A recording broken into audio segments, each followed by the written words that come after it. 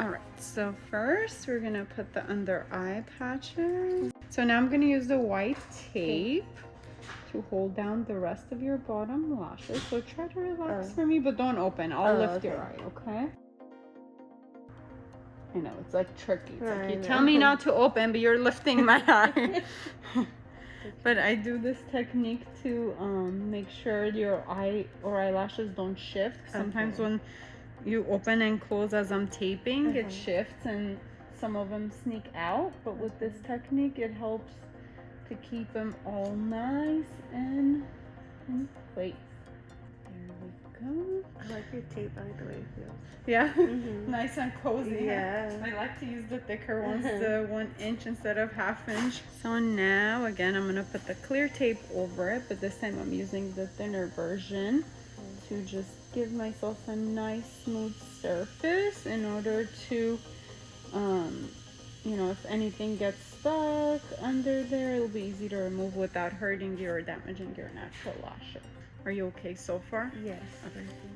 Your natural eyelashes, you don't have too many to start off with. So I'm gonna try to make them as full as I can without damaging them, okay? Yeah, so that's okay. Yeah, I'll try to put as bigger fans as I can, but of course the health of your lashes are important. Yeah. So I won't overdo it, but I'll try to get them as full as I can. No worries, thank you. I was like, I just gotta work with what I got. I know. Sometimes you wish you can put more, and honestly, you can, and it'll look good. Yeah. But in the long run, it's damaging the lashes. Yeah, so for you don't sure. want to do that because they might, like, you know, you might not notice within a day or a week or even a month. Sometimes it takes like 6 months for you to see the damage. Yeah. So some lash artists get away with that, but obviously we don't want to do that because we want to have clients that are permanent and, you know, they know we care about their lashes and all that good stuff. Gonna dry them. I'm gonna use the L2 and G2 tweezers. So G2 tweezers to isolate, L2 to make my fans. Which is your favorite volume tweezer? Those two right now. Yeah, I always upgrade or change my favorites, but right now those two, the G2 and then the It's always L2. different, like it always varies, or you find different ones. Yeah, you know, it's weird too. Sometimes, like, I'll love that tweezer, and then that one day for some reason it's just not working for me. Then I'll switch to a different one. Yeah, I had that. Yeah, so it just kind of depends on the day too, but mainly now those are the two I've been using, to isolate and to apply. Because also, like, the G2, I like it because you can use it for both, you know. You can use it as an isolation tweezer, or you can use it as a as an application tweezer. Oh, okay, nice. So it's multi-purpose. We're gonna use the Mega Volume 2.0s and the 0.03 thickness and DD curl because you also want them as full as possible and as curly as possible. And we're gonna do the lengths. You said you want to do like 14, 16, 18, right? Yeah. Those lengths. Or did you want to keep it more or I think you said 16 and 18, right? Yes. More of it. And you wanted an open eye, a dull eye. Yeah. Okay, so what I'll do is I'll use mostly the 16 and 18 to keep it as long as possible. I'll just put a few like 12s and 14s in the very inner and outer just so it's like blending. Okay, no worries. You are the queen of that. I'm glad you trust me, but so much pressure. I'm just kidding. No, not at all. Now I'm gonna use the sensitive tape. Since you have really straight eyelashes or pretty straight eyelashes, I'm gonna lift your eyelid tiny bit, okay? So we can apply and see more clearly. So I'm gonna just attach the very end a little bit and I'm gonna lift. But I'm gonna make sure we don't lift your eye open so then the glue doesn't sting. So just tiny bit of your lid. But if anything bothers you at any point, let me know.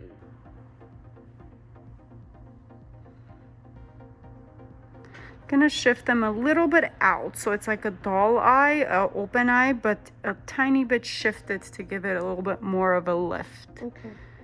Put the 18s there. Put the 16s here. Then I'm just gonna put a few 14s and a few 12s just to close off. Actually, I'll just put 12s in the outer corner instead of, I'm sorry, 14s. We won't put any 12s. To also, you know, follow your natural eye shape, because sometimes when you finish it off with just a long length and it's not tapering down, it looks funny. Yeah. So I grab my glue ring and the I'm so sorry. It's okay. And my transparent glue. So I like using this glue because it's the fastest drying, so we can go faster, and also it feels like it does have way better retention. Okay. But the only negative side of it is if you use too much, or if your client is watering or tearing for whatever reason, it may turn white. So the trick with it is to make sure to use very little, and make sure the client's eye is closed and the client's comfortable, so they're not going to be watering to get in the way of the way the glue bonds. Oh, okay. Yeah. As soon as like the tears or water touches it, it's in white. Yeah, that's kind of the hard part to work with it. So I would probably like, if you know your client's very watery, I wouldn't use it with them. But again, a lot of times the clients are watery just because it's they'll fall asleep. Yeah. So I think as long as you know your clients, and if you see like they're watering, you just kind of stop and you just kind of stop and dry their eyes with a Q-tip, and then also a fan, then you should be okay.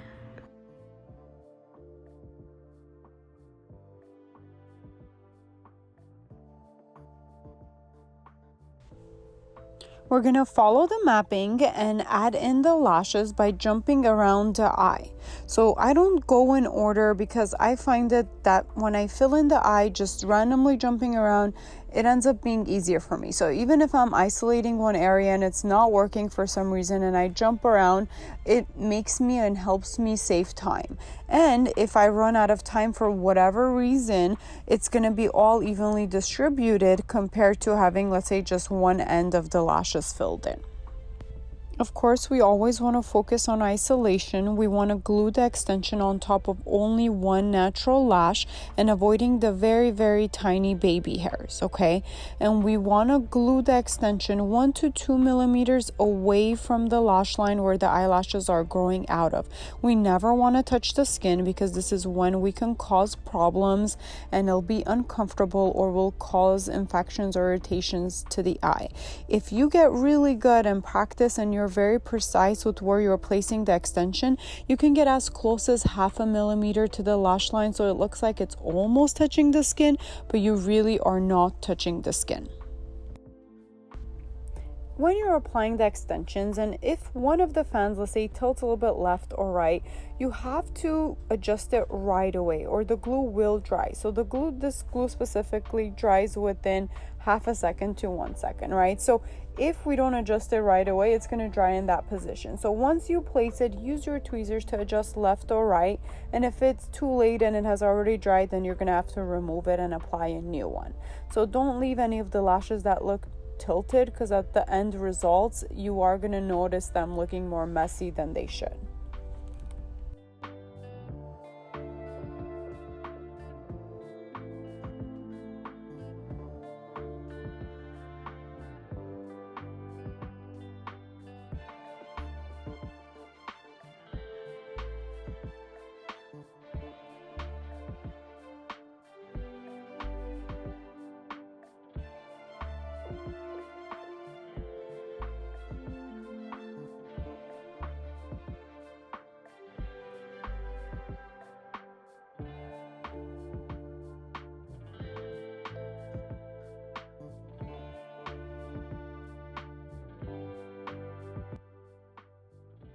See, like for this area, the isolation is not working for me for some reason, you know, so I'm going to just jump to a different area. I'm not going to waste time to keep trying to get that one lash. A lot of times it'd be easier to jump and isolate and apply a different eyelash and then come back to it, okay?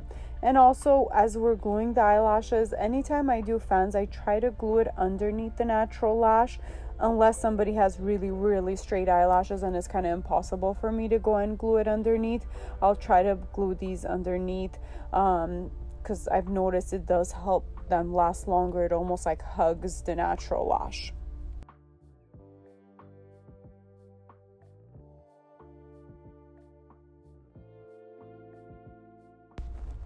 I do usually work on one eye at a time. Sometimes people ask me, oh, how do you get them even that way?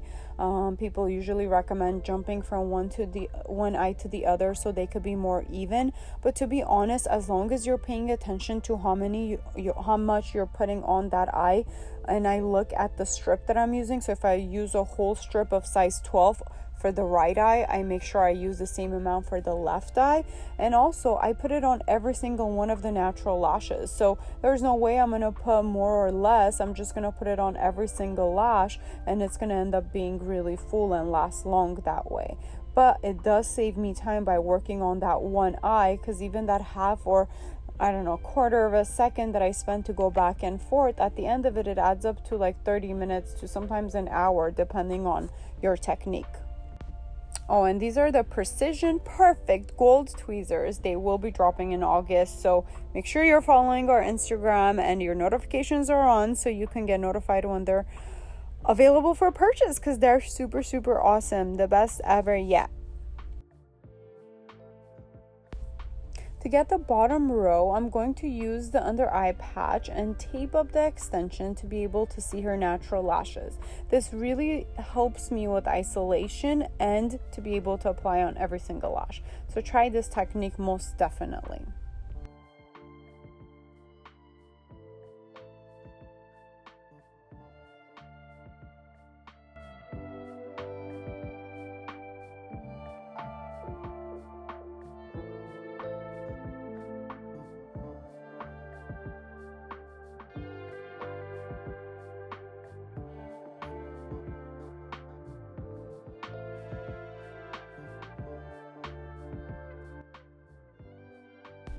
Also make sure that even if the eyelashes look full, kind of like how they're looking now, you're going to keep checking and adding until you get every single eyelash. And again, not the very, very tiny baby hairs, which are like 2-3 millimeters, but every other lash you will be able to put an extension on. So the more you put, the longer they're going to last and the better results you're going to get, right? Because remember, our regular lash cycle or our shedding cycle is 1 to 5 natural eyelashes a day. So this is how they're going to last the 4 to 6 weeks total for your clients when they get a full set. All right. And even if they don't get a fill at all, they'll still have some eyelashes throughout the week of like the 4 to 6 weeks, but a few will shed each day. So obviously they'll start looking thinner and thinner and thinner. But this is also how you're going to be able to take the 2-3 week fills and their eyelashes are still going to look nice. This is how you're going to stand out and your clients are going to come back to you, because their eyelashes are always going to look good instead of shedding after a week because you're not putting enough to start off with. So this eye, the corners I can't see really well because of the taping. So I'm going to untape and I'm going to only tape the inner corners so I can make sure I get all your little lashes.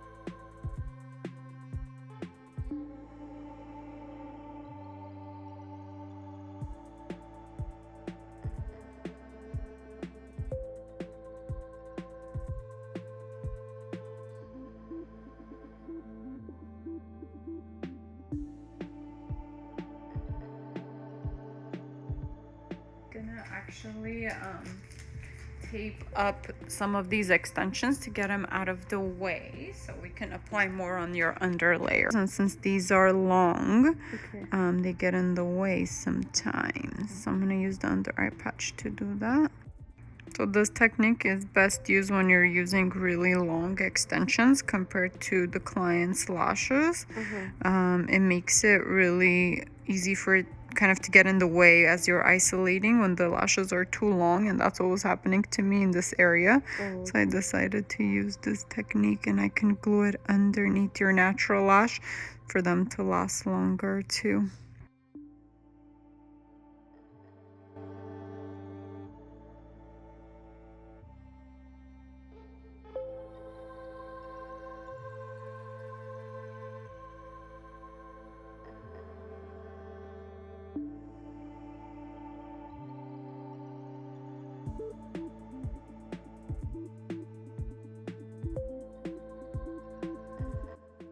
And again, as much as I can, I try to glue under the natural lash when I'm doing volume. But if you can't get it under, it's okay. Don't struggle. Don't keep trying. Just go ahead and glue it over the natural lash, and it'll still have nice results, and it will still last long enough, right?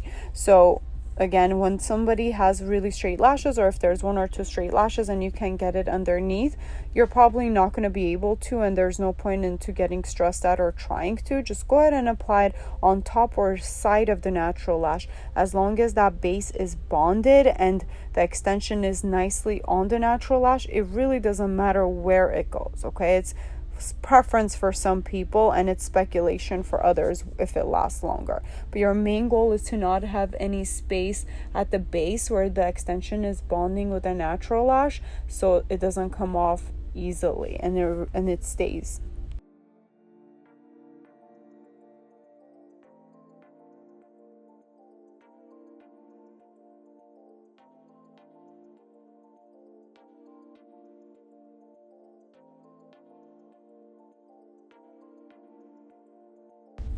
Make sure you dry the extensions really well before the client opens their eye, because if the glue is not dry, the fumes are still lingering, and that's when it can irritate or burn the client's eyes, and they might tear up and kind of get in the way of your work, right? So you want to make sure you take your time, at least 2 minutes, dry the eyelash extensions, and then have them open their eyes. All right, one thing I'm kind of unhappy about this set is obviously how red her eyes got, even though she did tell me she has sensitive eyes. But I know part of it was because I didn't check the tape after 20-30 minutes in the application, and it probably moved up while I was applying or recording or checking, since it does take a little bit longer if I'm recording the client, and it resulted into her getting red eyes, which I think the tape probably did move up and kind of scratch her eye a little bit. That's why they got red.